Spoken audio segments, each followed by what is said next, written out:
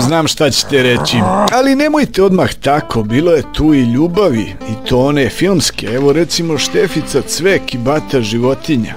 Karaćete, iz istinski bez foliranja.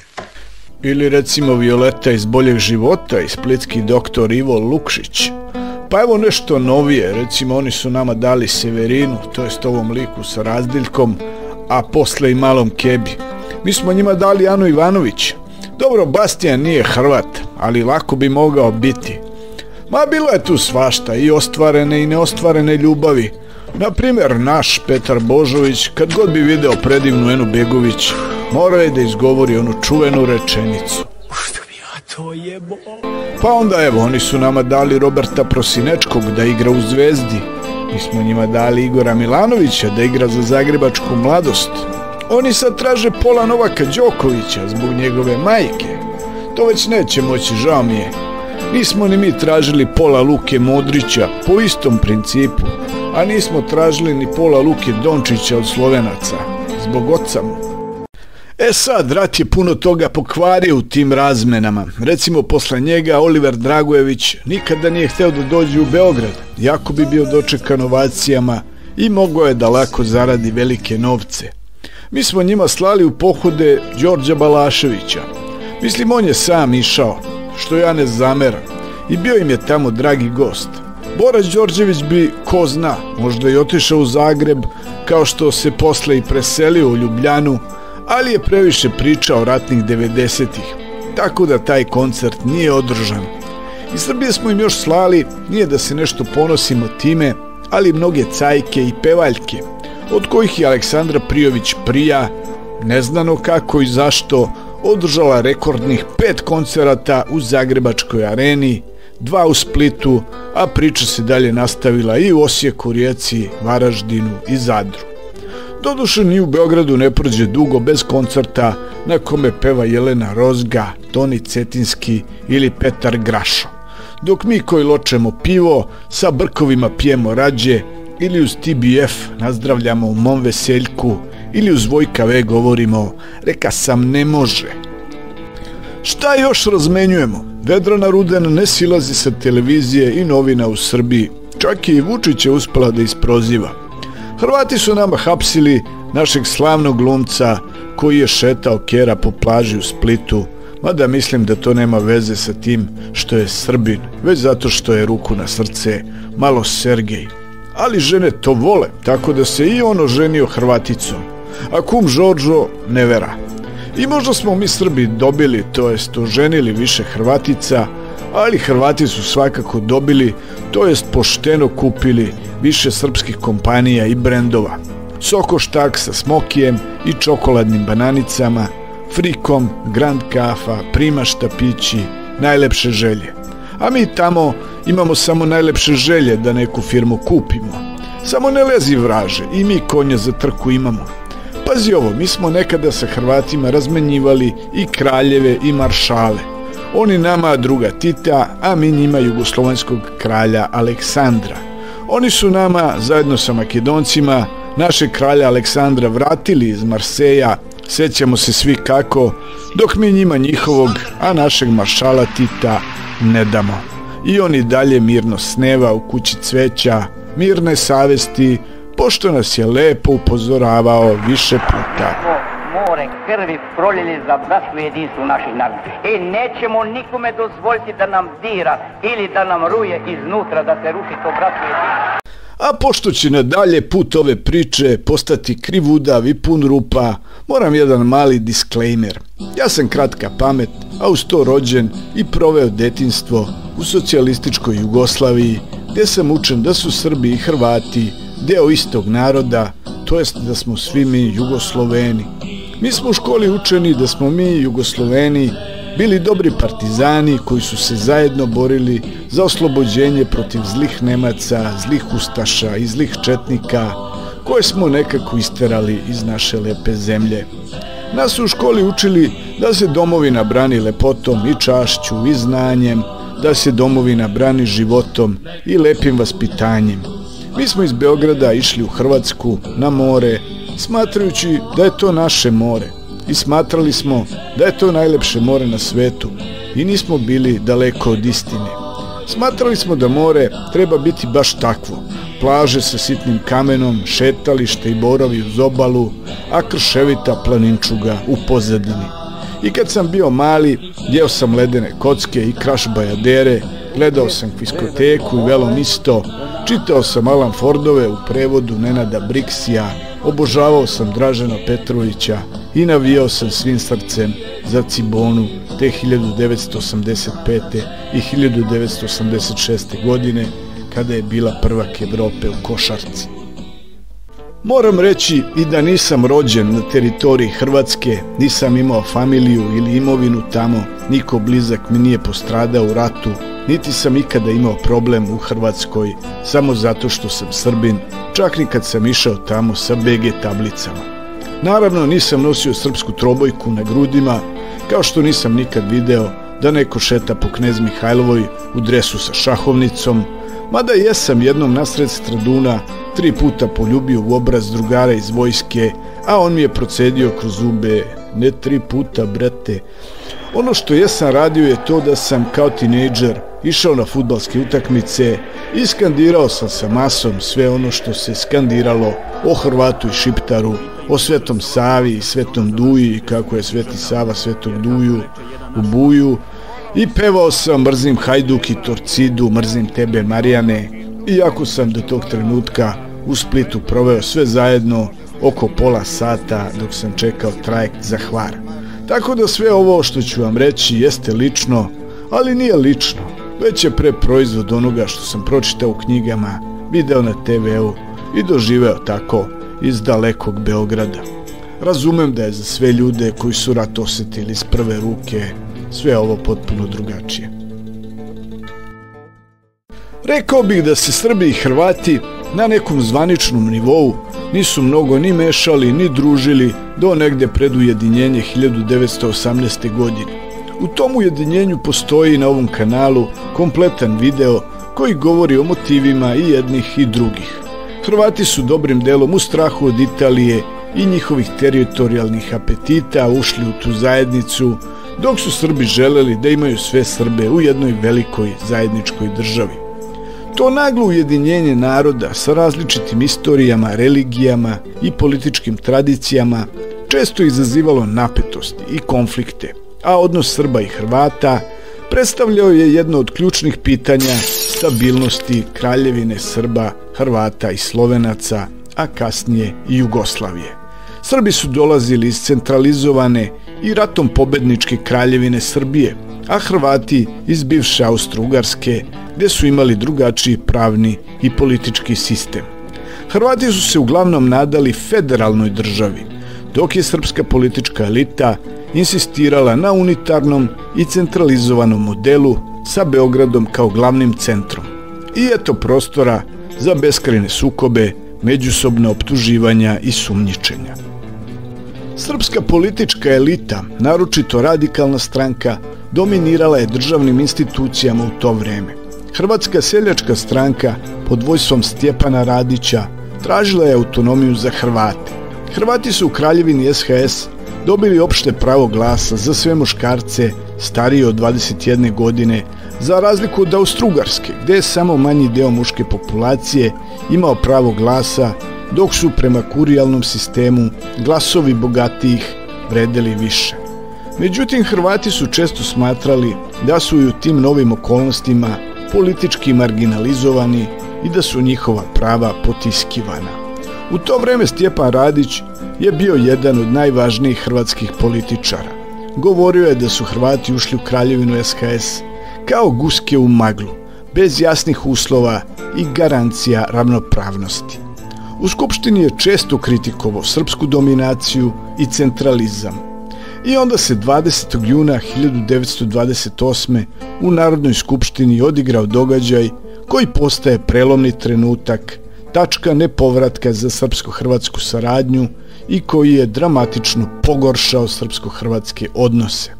Puniša Račić, Srbin iz Crne Gore i poslanik radikalne stranke, pucao je u skupštini u poslanike iz Hrvatske seljačke stranke i usmrtio trojicu njih, među njima i Stjepana Radića.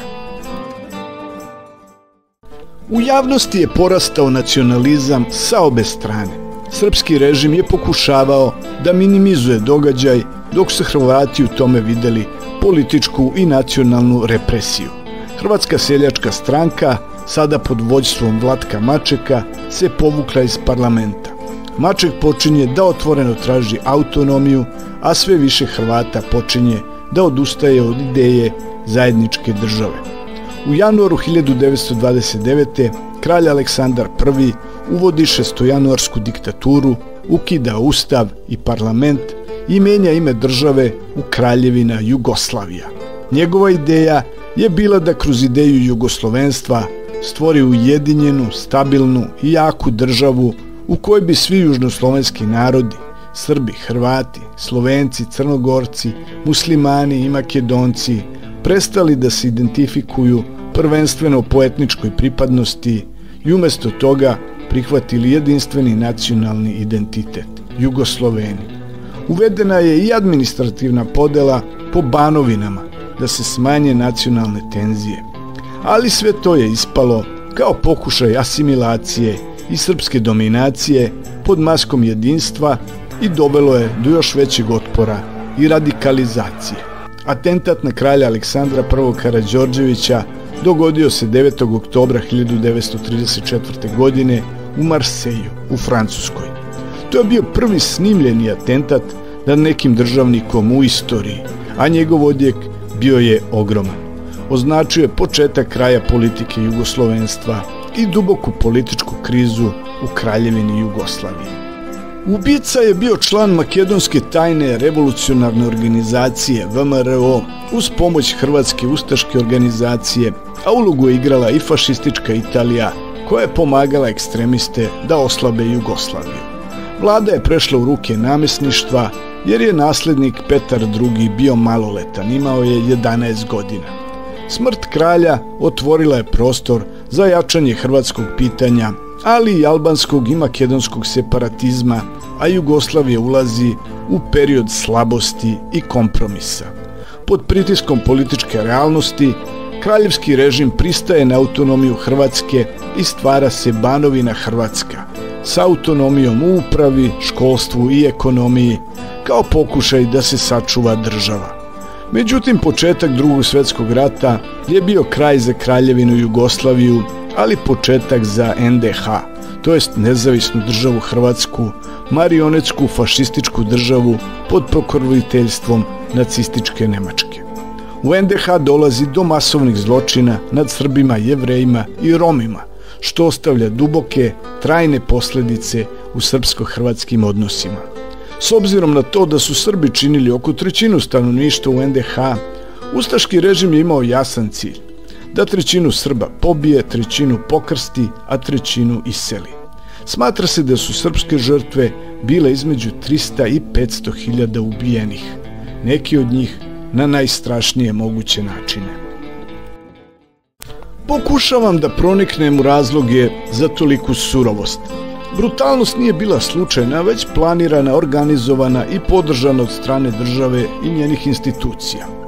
Razumem kontekst da su Hrvati bili kivni i smatrali da su Srbi dominirali Jugoslavijom, da su gušili hrvatsku autonomiju, kao i da su bili većinom pravoslavci, dok su Hrvati bili katolici.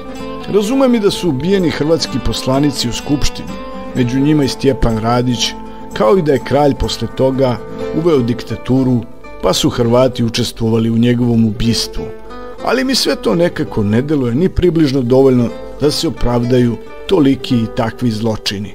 Jedino što mi deluje kao kakvo takvo objašnjenje je da su ustaše bile marionetska država nacističke Nemačke i da su kopirali nacističke metode pokušavajući da stvore etnički čistu Hrvatsku. Ustaški pokret je spojio ekstremni nacionalizam, versku netrpeljivost i rasnu ideologiju. Opet treba razlikovati ustaški režim od celokupnog hrvatskog naroda.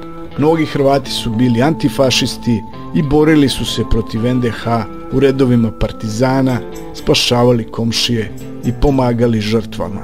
A kad su partizani pobedili u ratu, Titova Jugoslavija je negovala ideologiju pomirenja i bratstva i jedinstva među narodima bivše kraljevine. Zločini NDH su osuđeni, ali kao fašistički, ne nacionalni. Ustaškim krvnicima koji su poklali stotine hiljade Srba i hrvatskih rodoljuba.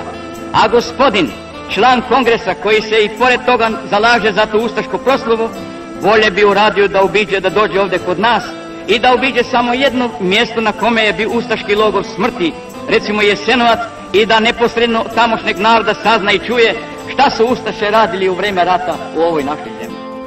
Zločini nad Srbima, Jevrejima i Romima prikazivani su kao delo fašista i kvislinga, a ne kao proizvod hrvatskog nacionalizma. Sećanje na zločine koji su jedni činili drugima, posebno ustaške zločine nad Srbima, nije bilo poželjno u javnom govoru. Spominjanje nacionalnih žrtava je često smatrano šovinizmom ili nacionalizmom, što je bilo politički kažnjivo.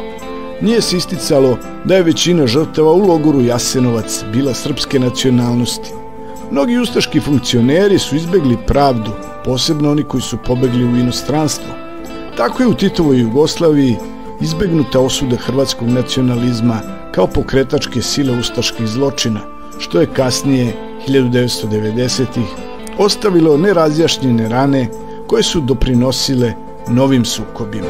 Ispod bezbrižnog i naizgled skladnog života u staroj Jugoslaviji skrivali su se duboke podele, nerešeni istorijski sukobi i potisnute traume koje su jednog dana morali isplivati na površinu.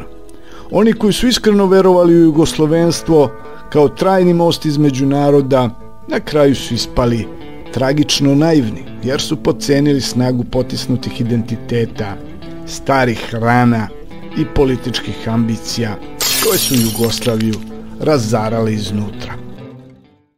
I onda dolaze 90.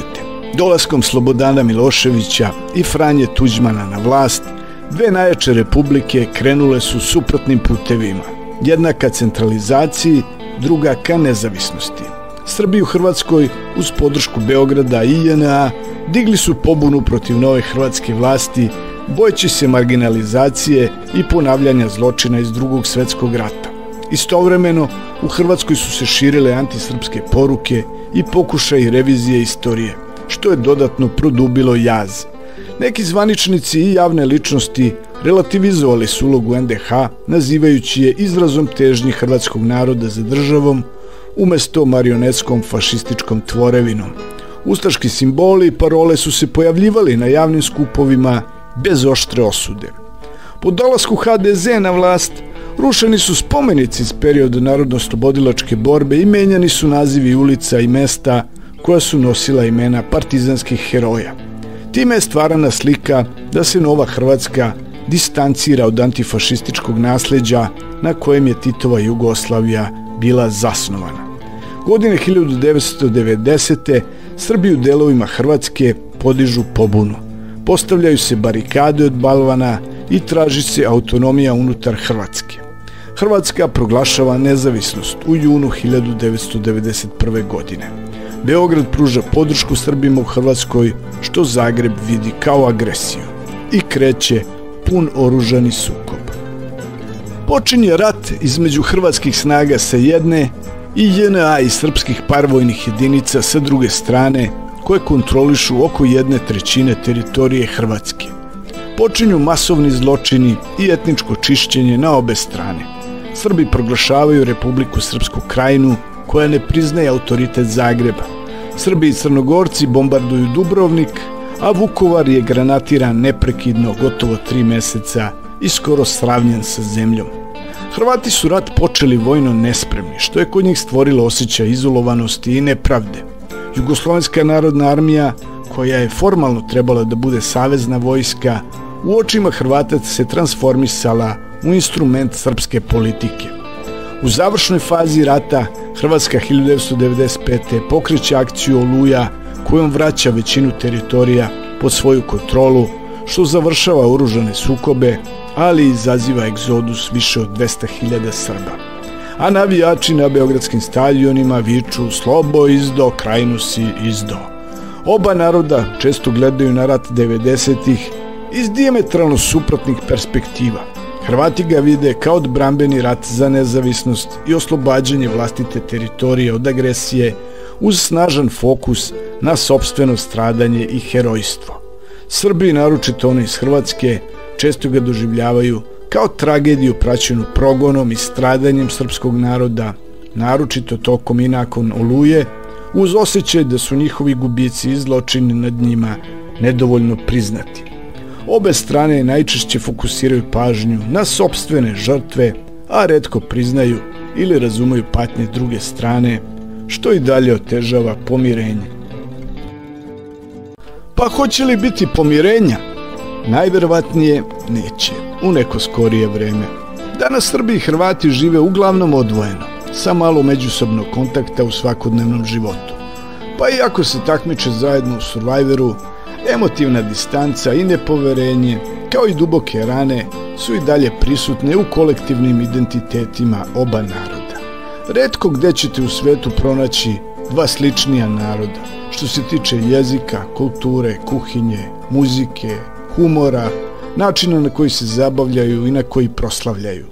Srbi i Hrvati vekovima su živeli isprepleteni, što je oblikovalo slične društvene obrasce i iskustva, a pre rata 90-ih bili su među narodima sa najvećim procentom mešovitih brakova u Evropi. Međutim, istorijski sukobi doveli su do toga da oni različito tumače ključne događaje zajedničke istorije u 20. veku, što duboko oblikuje njihove odnose i nacionalne identitete. Toliko da prosto i ne žele da priznaju koliko su slični. Nijedna istorija nije crno-bela i među narodima uvek postoje i svetle strane zajedničkog iskustva. Ne mogu reći da mi nije bilo zabavno i korisno da slušam Azru i Haustor, da čitam Alan Fordove sa hrvatskim prevodom, da gledam Smogovce i Kviskoteku, jedem bajaderu ili letujem na Jadranu. I ne mogu reći da mi nije bila interesantnija fudbalska liga sa Hajdukom i Dinamom. Dakle, u kulturnom smislu uopšte nije loše što se tako dobro razumemo. Sve u svemu ovo se svodi na ono što je jednom rekao moj ujka Milun. Kad vidim kako se neka braća slažu, žao mi je što ga nema, ali kad vidim kako se neki slažu, i bolje što ga nema. Tako da su i Srbin i Hrvat shvatili i odlučili da im je bolje da nemaju brata. Nadam se da vam je ovaj video bio interesantan i od neke vrednosti za vas. Molim vas da ostavite vaše komentare, kao i da like, share and subscribe, kad vas lepo molim.